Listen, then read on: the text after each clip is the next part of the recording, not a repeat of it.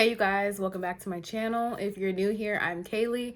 Don't forget to like, comment, and subscribe before you click off this video, and we're gonna hop right into it. Today we're talking about Security Plus.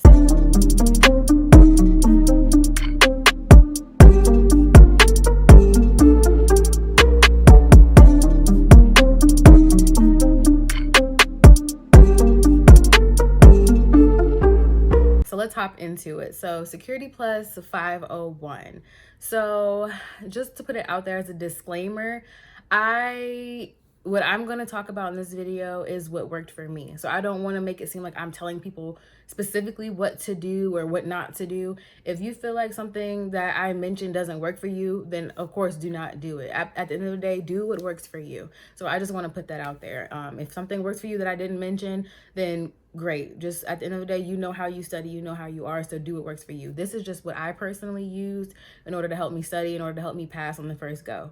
So I just wanted to put that out there. I want this video to be very comprehensive because I've been getting a lot of questions ever since I announced that I passed the other day, and I'm very grateful for it. Granted, I said I was open to helping people, which I still am, but I believe this video will help a lot of people out that are in need of assistance with preparing and just looking for resources. I want to make sure that I'm covering all the bases and that I'm actually talking about what I want to talk about, and I'm just putting it all out there. So if you see me looking down, it's because I took a little bit of notes on this piece of paper, so I don't want to forget anything. So I want to start off by talking about a little or providing a little bit of an overview for the Security Plus 501 exam. So just to say this, the 501 exam does expire at the end of July. So as of right now, Security Plus 501 and Security Plus 601 are available to take. So you can take either or right now, to be honest. But at the end of July, the 501 will officially retire, and the only option you will have to take is the 601. So just putting that out there in case nobody knew about that or was kind of confused about that. It's just slowly being phased out. And then at the end of July, it'll officially be phased out. And then 601 will be the only one you have to take. So just to, again, put that out there. It's an 1.5-hour test. So you get an hour and, hour and 30 minutes to take the exam. And in order to pass, you need a minimum of a 750 out of a 900 in order to pass the exam. So that's just a general overview of the exam and things like that. Next, I want to talk about the resources that I used. So with that being said, I know a lot of people, I've heard them talk about Daryl Gibson. I honestly didn't use any textbooks to help me study for this exam. I just used online courses and YouTube. That's literally all I used. I used Udemy. I used Mike Myers' Udemy course, as well as his practice exams on Udemy. I used Jason Dion's Udemy course, as well as his exams for practice on Udemy. And I also used Professor Mezzers, who's like the OG. I used him on YouTube, and I watched all 141 videos of his. And I also watched his study group videos that he posts every single month. And that's what I watched in order to help me study for the exam. But those are the 3 resources that I use, as well as the overall exam objectives, which can be found online in a simple Google search. But everything that I'm referring to in this video, I will make sure that I link in the description, or I list in the description box. And if I didn't, please let me know, message me, comment that I forgot to link something, or if you follow me online, DM me, tweet me, and let me know, and I will find it and I will link it for you. So next, I want to talk about how I studied. So I know some people, they're not as disciplined enough to study like they should. So a lot of people will book their exam, but like right when they start studying, so it kind of gives them more accountability. It makes them more accountable to study so that they actually do study and take their exam. But me, I honestly didn't book my exam right away. I don't think that's really a point to that, honestly. That's just me personally. I didn't do that. But how I studied is my job actually at the time that I was working, my last day was actually the day that I passed my Security Plus at my last role. But that company offers Udemy for Business for free for all of its employees. And that was like one of my favorite aspects of that job, because that's like such a great resource that I recommend anybody use at that company. but I used it hard and I took full advantage of it in order to study for this exam. So like I said, I went to Udemy and I made sure that I saved the test objectives, in a folder on my laptop, and just so I could have it to refer to later, whenever I needed it. But I went to Udemy and I immediately started watching Mike Myers' Udemy course on Security Plus 501. I took a notebook, as you can see here. This is the notebook that I use to study, and as you can see, it's chock full of notes. Like, it's absolutely insane. Half of this book is full of Security Plus notes. Like, even this, Security Plus notes, front and back. Security Plus notes, front and back. So I would watch his, I was watching his course, and I would take notes just like anybody else would. Take notes on any point that came up, anything I thought was really worth making sure I remembered. I took notes on that.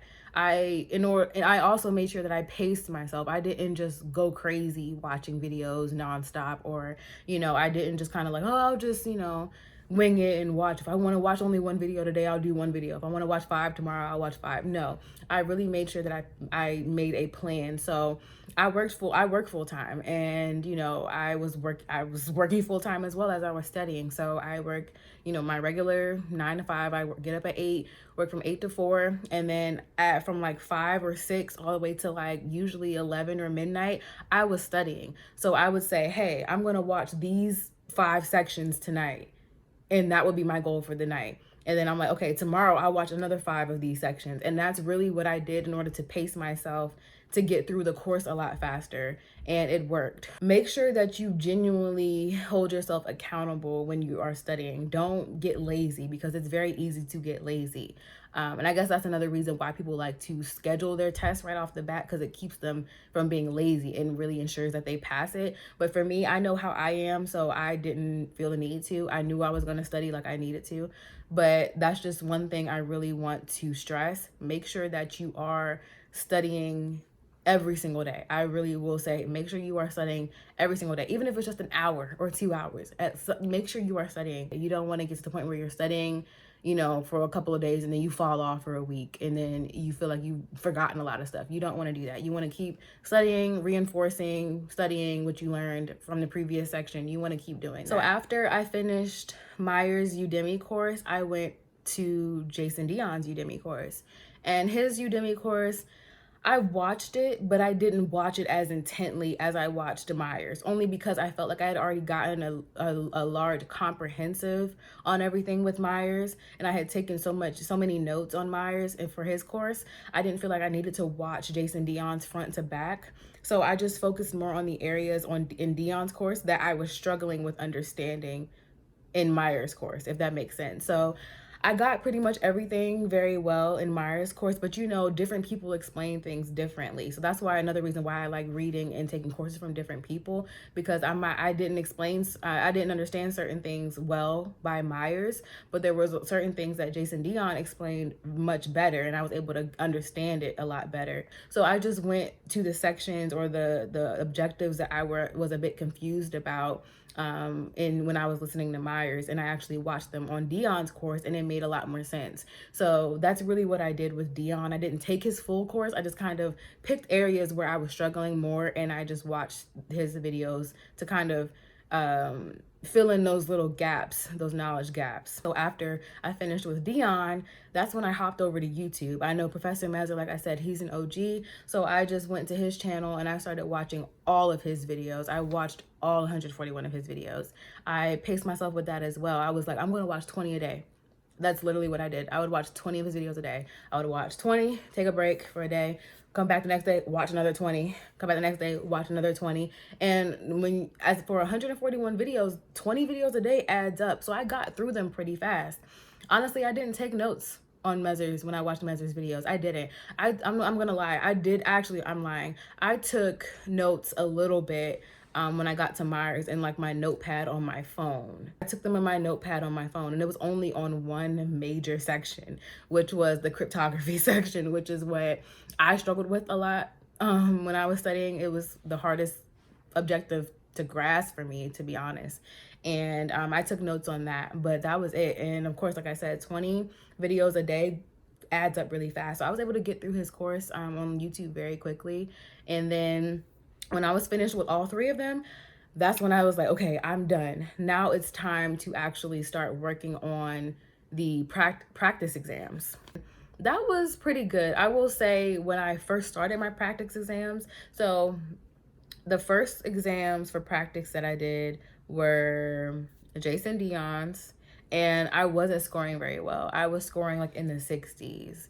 And I was like, after I would take his exam and I would like write down, my score that I scored, I would go through the exam. And actually there's an option on Udemy for these exams that you do for practice, where you're able to actually go through the answers that you answered, and you can go through them and see, like, you can read why the answers that you chose are wrong and why this is right and stuff like that. So I would go through and be like, okay, this is wrong because of this, or this is what this is. Like, and I would take notes literally of every single question. Not so much on the ones I got right, because that meant that I understood it. But I would also make sure that I looked at the ones that I got right sometimes as well, to make sure that it wasn't one that I guessed on, because obviously if you guessed on it and you got it right, that's still the same as you genuinely not knowing. You just got lucky. So I would still go through the ones that I got right in order to make sure that it was something that I truly did understand, and not just something I got lucky on and just guessed and got right. So like I said, I would go through them and take notes on, why this is the wrong answer, why this is the right answer. And I would take detailed notes, what is this? What is federation? What is radius? Like, I would literally go through, what is CBC? What is ECB? What is, GCM? What is stream, block cipher? Oh, how many bits is this? How many bit keys is this, or key bits? Like, I would literally drive myself, like, that's what I would do. And it worked, because writing them down actually helped sink them into my mind a lot more. And I would do the exact same thing. So without being so redundant, I did the exact same thing for Mike Myers exams that I took for practice. And I also did, I bought Professor Mezzer's practice exams. So his were like $25. I think that's how much they are, $25. I bought those, and you get 3 of them. And I took his exams, and I would take them, I think they're like, and I like Myers because his actually come with like little PBQs, granted they're written or whatever, but they're good. They're configuring an access control, a firewall, access control list, or it's drag and drop with the different aspects of social engineering. What's the difference between, explain whether this is data in transit, is it data at rest, is it data in motion, or data in use, excuse me. And I would just go through those, and I was scoring not too well at first.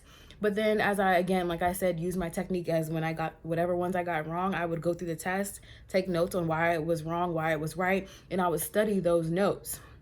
And then after a while, when I would forget, I would go back through those same exams, and I would do them over and over and over again until I started scoring better. And I knew that I was genuinely understanding it and not remembering that this was the right answer just because I took it back to back. No, I would wait a couple of weeks or a few days to where I know I wasn't going to remember it, because it's a lot of information, and I would go back and redo the test. I did that for Mezzers a lot. I like his exams, his practice exams a little bit more, just because I feel like they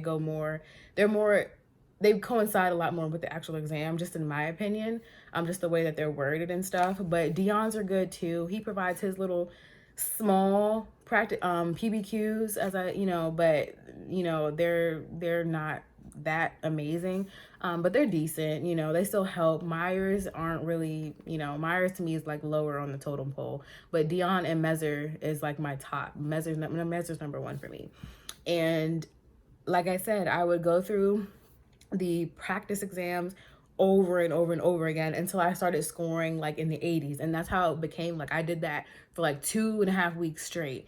And it got to the point where I was scoring higher. I was scoring like 83, 84, 87, 90s, even on my practice exams, 93, 85, 87. I was like, okay, this is good.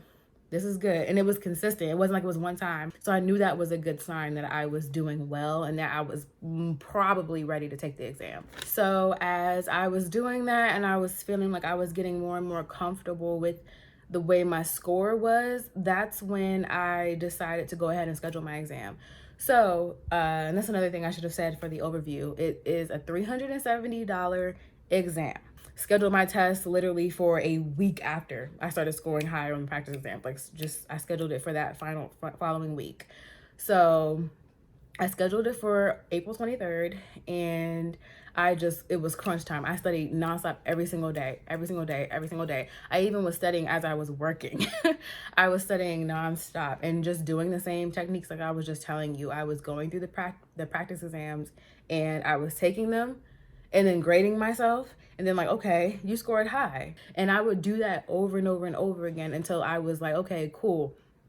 Another technique that I really stress that you should do, and I feel like this is one of the main things that helped me, either print out a copy of the exam objectives or save a copy to like your desktop or something, and take notes on the exam objective. So go through every single objective. There's 6 objectives, and then of course there's little objectives underneath each one, but take notes on each one. For instance, like one of the main objectives or one of the main sub-objectives are making sure you understand the different types of social engineering. You want to make sure that you understand that. And those are pretty simple, those are one of the simplest ones to get. But my point is that you want to make sure that you understand what each one means. And what I say is if you're looking at something in your exam objectives and you can't give a quick sentence or two about what that concept or term is or means or does or whatever, that means that might be something that you need to go back and study a little bit more. So that's what helped me. And I literally took notes on every single objective, every single sub-objective. I took notes on each one. Whichever ones I felt confident on, I literally would write objective 1.5, good, in bold letters, and I would check it. And that's how I knew. I was like, okay, I'm good on the objective. I don't need to really study nothing else. I got it. Objective 6.2. Yeah, and every single one which is again cryptography, which is like what I said, I struggled with a lot. I would take detailed notes on that and make sure that I study that heavy along with the practice exam that I was taking. One thing I need to say that a lot of people have been asking me, there is no cheat code to passing the Security Plus. There isn't. You have to make sure that you understand all of the concepts for the exam. You can't just say, oh, I'm going to memorize this. No, you have to make sure it's a comprehensive exam. You have to make sure you understand the overall. Basically, that's what I'm saying. You have to make sure you understand it, because there will be questions that you will get on the exam that will be talking about a certain thing that references or pertains to this certain concept. And if you don't fully understand that concept, you're not going to get that answer right, because it's expecting you to understand the ins and outs of that concept. And if you just memorize like what the basic definition of it is, you're not going to get the answer right. So that's why when people ask me that, they're like, what did you get on your test? What kind of questions did you get? I'm like, I got everything. You have to understand. You have to study everything. You can't just study certain things or say, I'm going to memorize this, I'm going to memorize that. No, you have to study everything in order to be well, to do well on the exam, be well versed in everything. Granted, yeah, there are certain things that I studied hard for that I didn't even get a question about in the exam, and that's just how it is. It's all randomly generated. So you have to just still make sure that you understand it in case those questions do come up on the exam. So that's what I'm saying. At the end of the day, even though I didn't need that, it was still important for me to understand how to do it in case I got a question like that. So that's why whenever people have been recently asking me, what question did you get? I don't just tell them, oh, I got these, because I don't want to set people up to where they think that they only have to study a certain thing or certain concepts and not anything else. And then they get to the test and they're like, oh, dang it, I should have studied that. That's why I'm like, no, study everything and make sure you understand everything, because you're most likely going to see a little bit of everything on the exam. And if you don't get a specific question pertaining to something, you'll get a question that closely aligns with something that you need to understand. So the next section is really quick, which is just how long it took me to study. It took me a little less than 2 months. So I started studying at the beginning of March, And literally at the very beginning of March, like the very first week of March, I started studying. I was like, yeah, I'm going to take this exam. I surely thought I wasn't going to be taking it probably until like May or June. And I took it a lot faster than I thought. But yeah, it took me less than 2 months. I started studying for it the first week of March, and I took it the second to last week of April. So a little less than 2 months. So I'm very proud of myself. There have been people that have passed it in a lot shorter amount of time. There's people that have studied only a week for it and passed it. But it really just depends. Some people, it takes them 2.5, 3 months to study and pass it. It just really depends on you. I generally don't think it should take you longer than 3 months to study, but it ultimately depends on like your IT background and, you know, your experience level and like how much time you allot to studying for it and things like that. So there's a multitude of different factors. There's a multitude of factors that go into how long it will take you to study. Lastly is exam day tips. And these are just, of course, what I did. Exam day, I studied a little bit on exam day, but I didn't study too much because I didn't want to burn out myself or overload myself too much prior to actually taking my exam. I didn't want to feel like I'd already taken an exam and then go and take another 1.5 hour long exam. I didn't want to do that. So only thing I looked at was just the notes that I had taken. That's it. I didn't look at any course. I didn't look at the exam objectives. I didn't do any of that. I just looked at the notes that I had taken. That was it. My exam was actually at 12:45 p.m. I got up at around 8, studied, looked at my notes for a couple hours, was done around 10 or so. I just chilled, watched TV, literally watched YouTube, just kind of relaxed, eased my mind, and then I just went and took it. I did bring my notes with me, like my little notes that I showed you earlier, my little notes with me to the testing center. I did bring them just to kind of, while I was sitting in the car, because I got there a little bit early just so I can do that. I'll sit in the car and just kind of breeze through, again, some notes and just to refresh my mind a little bit more before I actually officially do go sit in for the test. And for exam day, just be confident. I think I can't stress that enough. Be confident that you will pass, because I feel like if you go in with the mindset that you're going to fail, you're most definitely going to fail. You want to at least go in positive that you are going to come out successful, that you're going to come out with a passing score. You want to trust that you studied hard and that you retain the information, that you have the ability to be able to regurgitate, in a sense, what you studied, that you genuinely understand the concepts, that you'll be able to apply it on the exam. You want to go in believing that, because again, if you don't, negative thinking is just a breeding ground for not good things. So you want to go into it with a positive mindset, with a positive spirit. And I believe that's really what helped me. I just had faith that I would pass, and that I trusted my studying, and that I knew what I was doing, and it paid off. Prior to exam day, you don't want to study too much either. You want to study a little bit, look over some things like I said I did day of, but you don't want to overstudy, because again, just like the day of, you don't want to do too much studying to where you burn yourself out and you're just going to be like done and not want to even be in the right headspace to take the exam the following day. Another tip is, make sure you go to the bathroom before you take your exam. If you have to go, don't say, oh, I'm going to hold it, I can do it. No, go before you got to take the exam, because if it gets to the point where it gets too bad, it's going to throw off your focus, because you're going to be concentrating too much on having to pee. So go pee, do your business before you go to take your exam. Don't drink anything before, if you know you're going to have to go to the bathroom. Don't do it. Another tip I would say are skip your PBQs. So I saying it will help you tremendously on your exam. A lot of people get very caught up with, and I guess if it's different, if you genuinely see them and you know how to do it, like, and you have no issues, then go for it. But I'm strongly against that. I say a lot of people it throws people off, because some people will take a majority of the time of their test working on just their first 3 to 5 questions, which are PBQs, and then they're rushing through the multiple choice questions and not able to read through them properly because they're looking at time and they're rushing. So flag your PBQs at the very beginning for review and come back to them at the end. Just automatically skip them. Like, I know those are the first ones you get, but just skip them automatically, even if you do know how to get them and how to do them. That's just my opinion. Do all your multiple choice questions first, so that takes a lot of pressure off you, so that when you look at your clock, you're like, oh, I got 40 minutes left. I got 45 minutes left. Oh, I can do it. And that's how it was for me. I skipped all my PBQ questions. I had 5 PBQs, 5. The rest were multiple choice questions. I had 81 total. I flagged all 5 of my PBQs at the very beginning, and then I did my multiple choice questions. By the time I was finished with my multiple choice questions, I had about 40 minutes left. 40 minutes.